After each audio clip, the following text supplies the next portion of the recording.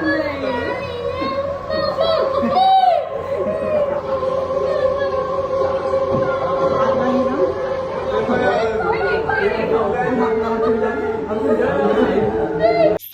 Media रे viral होछि एक अनन्य वीडियो जहाँ देखि केही मजा नेउछन्ति तो आउ केही चिंता प्रकाश करछन्ति।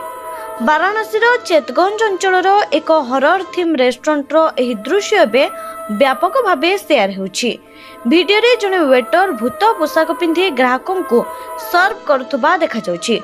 प्रथमे से एक टेबल पाखकु जाई खाद्य रखी जने महिलांक सह मजाकिया भाबरे मिसिबाकू चेष्टा करुछन्ति, किंतु परे से जने छोट पिला पाखकु जाई ताकू डराइबाकू लागिछन्ति।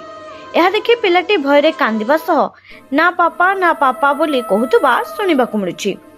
एही दृश्य देखि आखपाखर केतेक लोक मजा नेउथबा बेले सोशल मीडिया रे मिश्र प्रतिक्रिया आछि।